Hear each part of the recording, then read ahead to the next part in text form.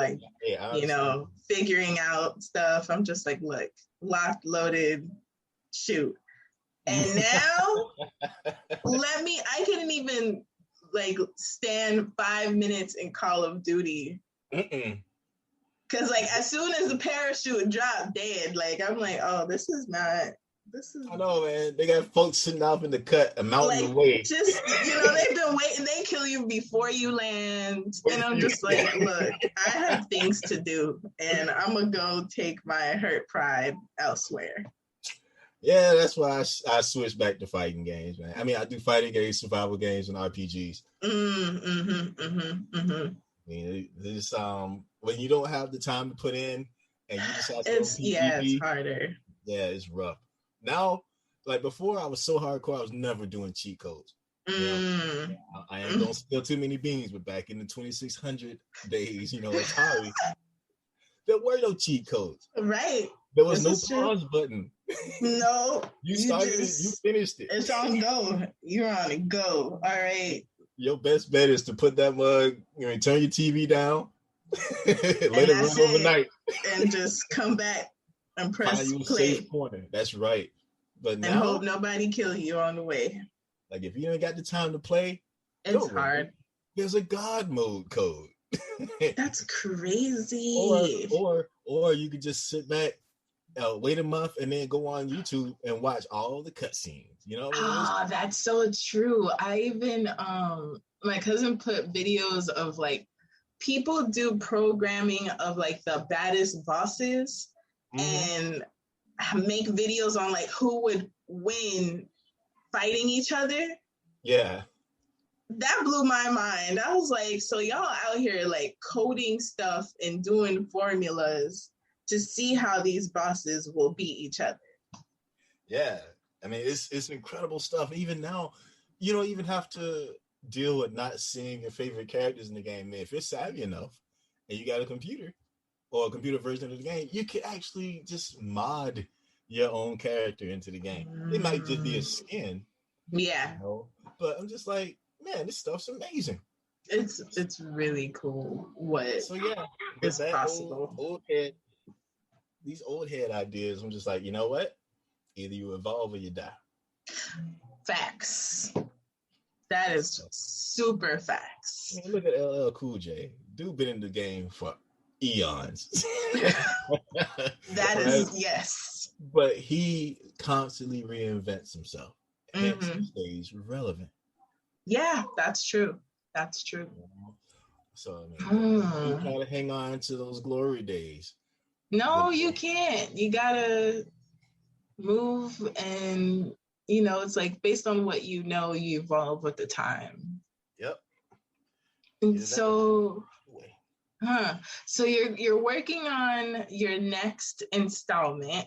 Yes, book 2 of Between Magic and Dreams. It is 4 very small chapters away. Okay. I'm excited to actually start doing my first rewrite, and then I'm gonna shoot it off to the editor. After that though, I'm taking a break. I'm gonna take at least 3 months to just chill, play my games, read my comics. Yeah. Watch some movies. What is that process like? Is it just like full focus? Do you listen with music? Like, what is your setup before you start writing? Well, okay. Well, it's changed a little bit due to the current pandemic situation. Right. Initially, with the first book, I would send the kids to school. Then I'd have a solid chunk of time to write. Right. I'd get them home. I'd be dad for a few hours. Right. Put them to bed, and I would get back on my grind, right? If the missus came home before then, I'd be, hubby for a while. When she falls asleep, back to the grind. Gotcha. But, I had to stick to it, and which wasn't difficult because I love what I do. So I jumped in with both feet, and I would probably get 4, maybe 6 hours tops of sleep. But it was fine, and I knocked it out. Now kids are in virtual school, so they're here all the time. Yeah. And there's no breaks. So it's like a ninja mode. Yeah. It's like wherever you can find a few minutes, I would try to post something, or I would try to jot down my ideas, and then once they knock out for the night, I come in and I put in the time. Unfortunately, that makes it to where in a lot of cases I only get 3 hours of sleep, or 4 hours, because I have to get it in where I can. Hence, the sleeping time. Knock out. Yes, definitely. I can't be trash for my kids throughout the day. No, not at all. So energy drinks have become a staple, unfortunately. The struggle. I don't even know. How did you know that you would, like, your thing is just like, I'm gonna be a writer? Well, initially, and even now, I'm an artist. I love art. And it was a teacher that let me know that I had something when it came to writing. Because I figured it was something everybody could do. I just had these ideas, I put them together, and there you have it. But after that class, it was several more years before I actually re-examined that and picked up poetry. And that was so much fun because as a teen, of course, you're looking for ways to express yourself in a way that people would understand. And people get poetry. I mean, as long as you don't get all Shakespearean with it and try to and make it far too deep. Understood. Yeah, there's so many layers to poetry. Yeah, and it's so much fun because the rules don't apply. No, that's the beautiful thing about it. All the rules they just go out the window. You just learn them to break them. And it's funny. You go through all these years of English class to fit this box, and then you're only truly free when you break all of those rules. Yes, for sure. I know that's kind of what I'm doing now. This is NAPOMO now, so National Poetry, NaPoWriMo, whatever. National Poetry Writing Month. And my friend put together a calendar of all of these forms. Now, I'm mostly self-taught and I've never tried forms and none of that stuff. And I'm like, okay, I'm going to learn how to do this so then I can do it my way. And that's it, That's right. What are your mediums? You said you're an artist. What are your mediums that you enjoy? Okay, so I would say like straight pigment wise, I love acrylic. Reason being is that it's the most depending on how you look at it, it can be the most forgiving because it dries fairly quickly. And you can paint over, or you can blend. As long as you're fast enough, you don't have to worry about it blending. I mean, drying before you can finish blending. Whereas I really love oils as well because they're forgiving in a way vastly different from acrylic because it just stays there.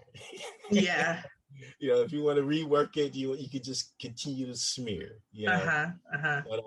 But in the end, though, oils for some reason they have a certain vibrance that you can get with acrylic, but it seems muted somehow.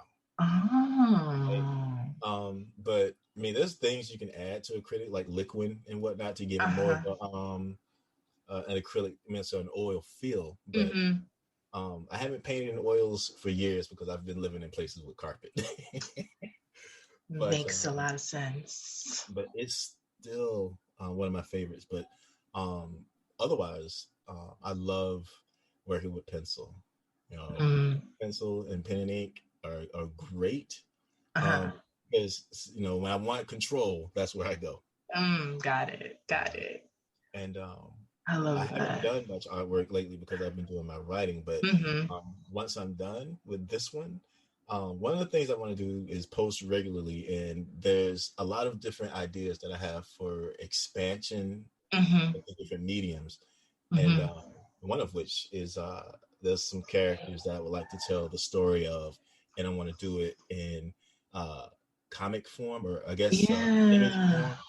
So every week or maybe twice a week, I'll do a post that'll give you more insight into these characters Oh, I they love were that so much. before they joined Quinn's Mm-hmm. journey, right? Mm-hmm. Because this mainly the story is about paths crossing and understanding that we all affect each other, right? Mm-hmm.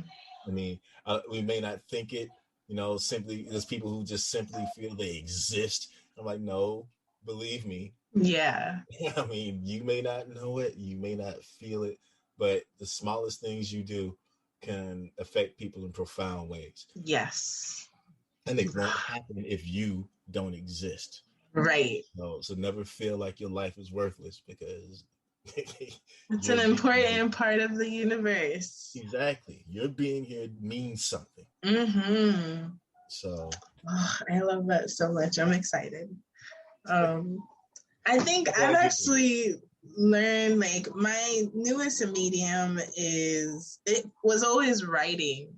Mm-hmm. And now because of like art therapy, I've picked up pastels, but like the chalky ones.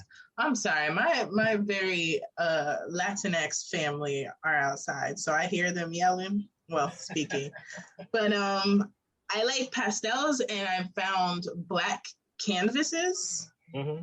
Instead of white canvases, and that is a whole experience in itself. Yeah. I'm this feels spiritual. Yeah, it's got this. It makes everything vibrant. Yeah. Right? One idea. I mean, what do you use your chalk pastels on? Mostly, I have a sketchbook, and I'm also doing it on like the small mini black canvases. Mm-hmm. And so that's basically it. I haven't used it on anything else. I tried white paper, but it doesn't feel as good. Yeah, I understand. So I got an easel, so we're going to try. You use fixative when you're done? Yes. Beautiful. It's the best thing ever.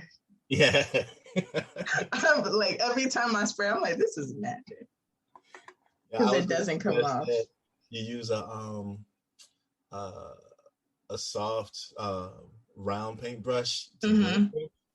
And you'll get a lot of really cool effects that way. And chalk pastel has a tendency to I guess apply in not lumps, but is thickly layered. Mm-hmm. So when you start to blend, the blending is smooth. I mean, that's cool. It's really pretty. You should give it a shot. I shall. That sounds so cool. So, book 2. Mm-hmm. How did you know you were gonna write book 2, or was it already like in your mind as you were finishing book 1? That is, well, I did have in mind that I wanted to do a trilogy. Okay. Right. Initially, though, I had this plan of I'm going to write this book so I can get it in my mom's library, and I can say, hey, yeah, I got a book. I got a book. In, but afterwards, there were people who were like, so what happens next? Or when are you going to do this? When are you going to do that? Like, yeah, there's people who might want to know more about that. Yes, we do. Because I'm here like, so this is done. And I'm not trying to rush you or anything, but I would like to know all of the things. I feel like those guys on Netflix now. It's like, we just gave you a whole season. Yeah. But it's just such a dope testament to like, I really enjoyed the world building. I felt like I was just thrown into the world and I'm experiencing it in like a front seat. Oh man, thank you. I mean, I love it. I liked to get you grounded first. Yeah. Right? Because I was like, yeah, see, this is just like you remember it. This is just like you see it every day. Oh, mm-hmm. This is a little different. Well, that's a little, because typically change is gradual, right? Mm-hmm. But substantial change, like social change, mm-hmm. These are things that can't happen gradually. Mm-hmm. These have to take large, painful steps in order to be meaningful and take hold. Mm-hmm.